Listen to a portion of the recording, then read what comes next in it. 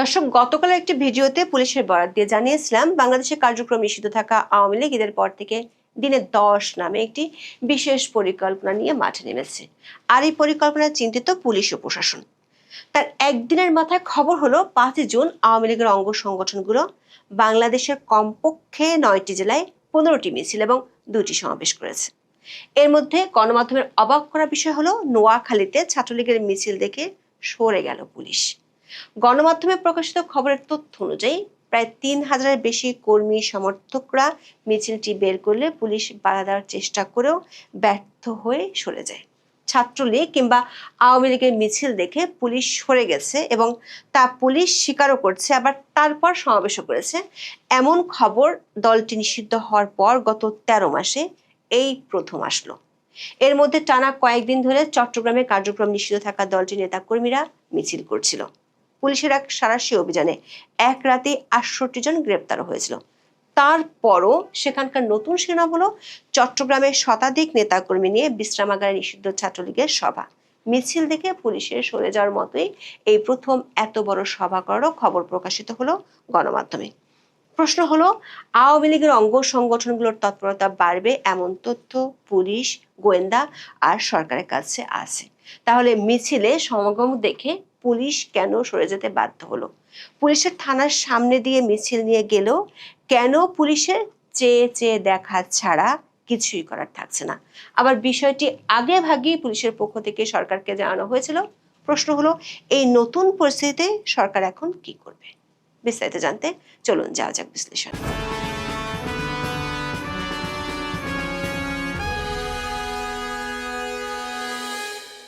Police, গণমাধ্যম, স্থানীয় একাধিক সূত্র মতে 5 জুন শুক্রবার ঢাকায় ও নোয়াখালী এবং যশোরে 2টি করে, চট্টগ্রামে 3টি, কুমিল্লার মুরাদনগর, কিশোরগঞ্জ, শরীয়তপুর, সিরাজগঞ্জে 1টি করে মিছিল অনুষ্ঠিত হয়েছে। গত বছরের 12ই মে অন্তর্বর্তী সরকার নির্বাহী আদেশে আওয়ামী লীগের কার্যক্রম নিষিদ্ধ হওয়ার পর থেকে দলটি ও এর অঙ্গ সংগঠনগুলো বহু মিছিল করেছে বা করার চেষ্টা করেছে। এতদিন গণমাধ্যমে এসব মিছিলকে ঝটিকা মিছিল বলা হতো, কিন্তু 5 জুন শুক্রবার নোয়াখালীর একটি মিছিল আর ঝটিকা মিছিল ছিল না, বরং মিছিলটির খবর প্রকাশিত হওয়ার পর পুলিশ পড়ে গেছে বিব্রতকর পরিস্থিতি। এই মিছিল নিয়ে খবরের শিরোনাম হলো ছাত্রলীগের মিছিল দেখে সরে গেল পুলিশ। গণমাধ্যমের খবরে বলা হয়েছে, নোয়াখালীর সদর উপজেলায় বাংলাদেশের সাবেক প্রধানমন্ত্রী শেখ হাসিনার সমর্থনে সন্ত্রাস ও চাঁদাবাজির বিরুদ্ধে বিক্ষোভ মিছিল ও সমাবেশ করেছে সরকারের নির্বাহী আদেশে কার্যক্রম নিষিদ্ধ থাকা আওয়ামী লীগের অঙ্গ সংগঠন ছাত্রলীগ ও যুবলীগ। একাধিক গণমাধ্যমের খবরে বলা হয়েছে, মিছিলের শুরুতে পুলিশ বাধা দেয়, কিন্তু বিক্ষোভকারীদের সংখ্যা বাড়তে থাকলে এক পর্যায়ে পুলিশ সরে যায়। শুক্রবার 5 জুন জুমার নামাজ শেষে উপজেলার 99 ইউনিয়নের বাদেরহাট বাজারে ইউনিয়নের এই মিছিল বের করা হয়। বাংলা ট্রিবিউনের খবরে বলা হয়েছে, উপজেলার 99 ইউনিয়নের বাদেরহাট বাজারে ইউনিয়ন ছাত্রলীগ ও যুবলীগের যৌথ উদ্যোগে এই কর্মসূচির আয়োজন করা হয়। প্রত্যক্ষদর্শীদের বরাত দিয়ে এশিয়া পোস্টের খবরে বলা হয়, প্রায় 3,000-এর বেশি কর্মী সমর্থকরা মিছিলটি বের করলে পুলিশ বাধা দেওয়ার চেষ্টা করে। পুলিশের বাধা উপেক্ষা করে তারা মিছিল নিয়ে অগ্রসর হয়। বাজারের প্রধান প্রধান সড়ক প্রদক্ষিণ করেন তারা। বিক্ষোভ মিছিলের সভাপতিত্ব করেন 99 ইউনিয়ন ছাত্রলীগের সাবেক সভাপতি ও সাবেক ইউপি চেয়ারম্যান প্রার্থী আশরাফুল করিম চৌধুরী বাবু। দর্শক, নোয়াখালীতে ছাত্রলীগ শুধু বিশাল মিছিলই করেনি, করেছে সমাবেশও। মিছিল শেষে সংক্ষিপ্ত সমাবেশে আশরাফুল করিম চৌধুরী বাবু দাবি করেন, তারা যারা রাজপথে নেমেছেন তারা অন্যায় এবং সব ধরনের সন্ত্রাসী কর্মকাণ্ডের বিরুদ্ধে প্রতিবাদ জানাতে এসেছেন। যতদিন পর্যন্ত শেখ হাসিনা ফিরে না আসবেন ততদিন তারা রাজপথ ছাড়বেন না বলে দাবি করেন। এ বিষয়ে সুদানা মডেল থানার ভারপ্রাপ্ত কর্মকর্তা বা ওসি তৌহিদুল ইসলাম বলেন, পুলিশের একাধিক দল সেখানে উপস্থিত ছিল, কিন্তু বিক্ষোভকারীদের সংখ্যা এত বেশি ছিল যে যা তাৎক্ষণিক নিয়ন্ত্রণ করা সম্ভব হয়নি। ওসি তৌহিদুল ইসলাম বাংলা ট্রিবিউনকে বলেছেন, আগে থেকে টের পেয়ে পুলিশের একাধিক দল সেখানে উপস্থিত ছিল, কিন্তু পুলিশের বাধা উপেক্ষা করে মিছিলটি সামনে এগিয়ে যায়।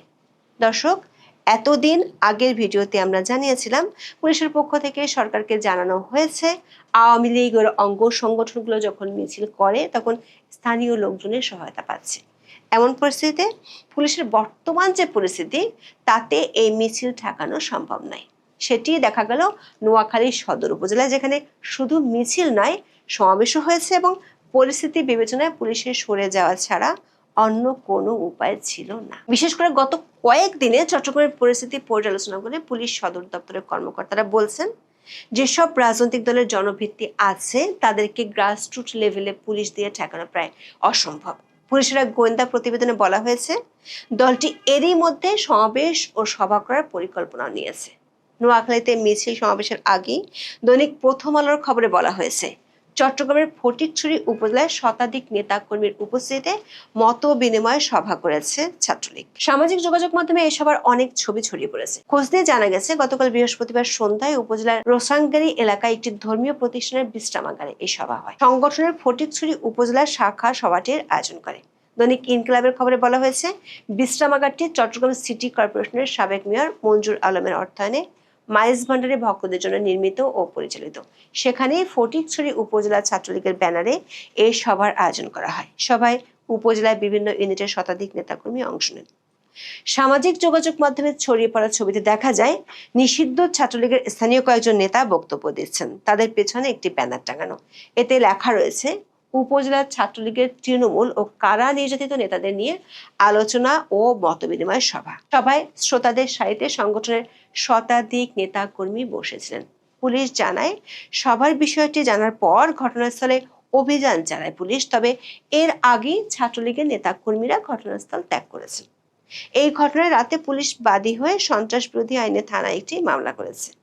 জানতে চাইলে ফটিকছড়ি থানার ভারপ্রাপ্ত কর্মকর্তা রবিউল আলম খান শুক্রবার সকালে প্রথম আলোকে বলেন, সভায় যারা উপস্থিত হয়েছেন তাদের ধরতে পুলিশের অভিযান অব্যাহত রয়েছে। দীর্ঘ সময় ধরে চলা এই কর্মসূচির ছবি ও ভিডিও সন্ধ্যার পর সামাজিক যোগাযোগ মাধ্যমে ছড়িয়ে পড়লে এলাকায় ব্যাপক আলোচনা সমালোচনার জন্ম দেয়। বিষয়টি জানাজানি হওয়ার পর আইন শৃঙ্খলা রক্ষাকারী বাহিনী নড়েচড়ে বসে এবং রাতে অভিযান চালিয়ে সভায় অংশ নেওয়া কয়েকজনকে আটক করে।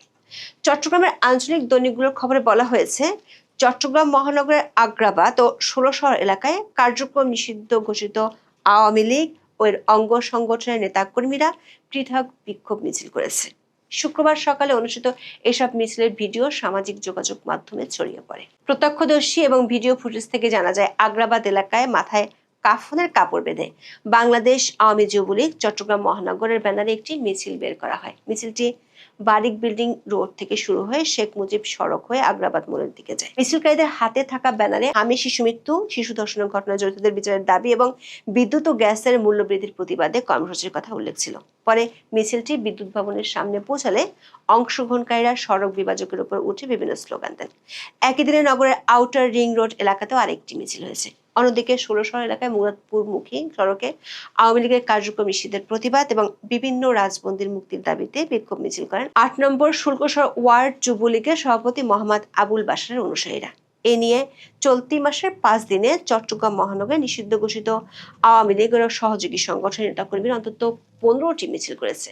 পহেলা জুনের বিশাল শোডাউনের পর মহানগরের বিভিন্ন থানা এলাকায় অভিযান চালিয়ে আওয়ামী লীগ, যুবলীগ, ছাত্রলীগ ও সহযোগী সংগঠনের ৬৮ জন নেতাকর্মীকে গ্রেপ্তার করে চট্টগ্রাম মেট্রোপলিটন পুলিশ বা সিএমপি। এদিকে রাজধানী ঢাকায় হাইকোর্টের প্রধান ফটকে ব্যানার লাগিয়ে ঝটিকা মিছিল করেছে ছাত্রলীগ। এই সময় তারা হাইকোর্টের প্রধান ফটকের সামনে একটি ব্যানার লাগিয়ে দিয়ে প্রতিবাদ জানায়। সামাজিক যোগাযোগ মাধ্যমে ছড়িয়ে পড়া ৩৪ সেকেন্ডের একটি ভিডিওতে দেখা যায়, অংশগ্রহণকারীরা হাইকোর্টের প্রধান ফটকের সামনে অবস্থান নিয়ে একটি ব্যানার প্রদর্শন করছেন। ব্যানারে লেখা ছিল প্রত্যাবর্তন 2.0 লোডিং। এদিকে লক্ষ্মীপুরের রামগতিতেও আওয়ামী লীগের পক্ষে মিছিল হয়েছে। এই ঘটনায় ছাত্রলীগ কর্মী ইয়াসিন আরাফাতকে আটক করে পুলিশ। পরে ছাত্রলীগের ১২ কর্মী সমর্থকের নামে বাদী হয়ে মামলা দায়ের করে পুলিশ।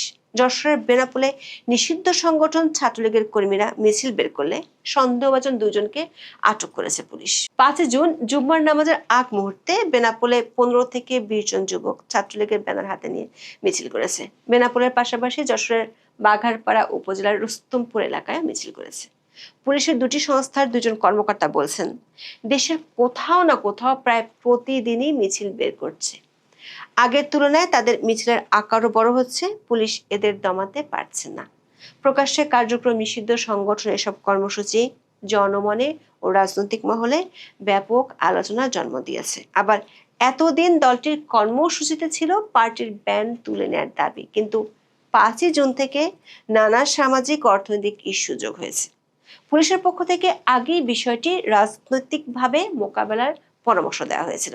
নোয়াখালী ও চট্টগ্রামের পর বিষয়টি আরো বাড়তে পারে বলে আশঙ্কা করছেন পুলিশের ঊর্ধ্বতন কর্মকর্তারা। তারা মনে করেন এখন মাঠে সেনাবাহিনী নেই, ধীরে ধীরে তারা ব্যারাকে ফিরে যাচ্ছে। সীমান্তে পুশিন ইস্যু নিয়ে ব্যস্ত আছে বর্ডার গার্ড বাংলাদেশ। আর 24 আগস্টের পর থেকে পুলিশের অবস্থা বলার মতো নেই। পুলিশ হত্যার বিচারে ইনডেমনিটি দেওয়ার বিষয়টিও মাঠ পর্যায়ে পুলিশকে মর্মাহত করেছে। সম্প্রতি গণহারে উচ্চপদস্থ পুলিশকে বাধ্যতামূলক অবসরে পাঠানো এবং পদোন্নতিতে বৈষম্যের জন্য পুলিশে অসন্তোষ আছে। এমন পরিস্থিতিতে পুলিশ রাজনৈতিক বিবাদ মেটানো এবং দমনপীড়ন ইস্যুতে আর যেতে চায় না। আবার বেশিরভাগ পুলিশকে প্রোটোকলে ব্যস্ত থাকতে হয়। পুলিশ কর্মকর্তারা মনে করেন সামনের দিনগুলোতে মিছিল সভা আরো বাড়লে রাজনৈতিকভাবে তার দোষ পুলিশের উপর চাপানো হবে, কিন্তু পুলিশের তাতে বেশি কিছু করার থাকবে না। এদিকে পুলিশের একটি সূত্র বলছে, কার্যক্রম নিশ্চিত থাকা দলটি সামনের বাজেট অধিবেশনকে কেন্দ্র করে জাতীয় সংসদের সামনে জড়ো হতে পারে। এমন আশঙ্কা ত্রয়োদশ জাতীয় সংসদের দ্বিতীয় অধিবেশন উপলক্ষে জাতীয় সংসদ ভবন ও পার্শ্ববর্তী এলাকায় সব ধরনের সভা সমাবেশ, মিছিল, শোভাযাত্রা এবং বিক্ষোভ প্রদর্শনের উপর নিষেধাজ্ঞা জারি করছে ঢাকা মেট্রোপলিটন পুলিশ বা ডিএমপি। শুক্রবার গণমাধ্যমে পাঠানো গণবিজ্ঞপ্তিতে বলা হয়, আগামী 7 জুন থেকে ত্রয়োদশ জাতীয় সংসদের দ্বিতীয় অধিবেশন শুরু হবে। অধিবেশন নির্বিঘ্নভাবে পরিচালনা এবং শেরে বাংলা নগরস্থ জাতীয় সংসদ ভবন ও পার্শ্ববর্তী এলাকার শান্তি শৃঙ্খলা বজায় রাখার স্বার্থে ঢাকা মেট্রোপলিটন পুলিশ অর্ডিন্যান্সের 28 ও 29 প্রদত্ত ক্ষমতা বলে এই নিষেধাজ্ঞা জারি করা হয়েছে। পুলিশের একজন কর্মকর্তা বলছেন, এই ধরনের বিজ্ঞপ্তি সংসদ অধিবেশনের আগে খুব স্বাভাবিক হলেও সাম্প্রতিক সময়ে আওয়ামী লীগের মিছিলের সংখ্যা বাড়ায় বিষয়টি এবার গুরুত্ব দেওয়া হচ্ছে। এখন এ পর্যন্ত। সবাই ভালো থাকুন, সুস্থ থাকুন, নিরাপদে থাকুন। দেখা হবে আগামী পর্বে।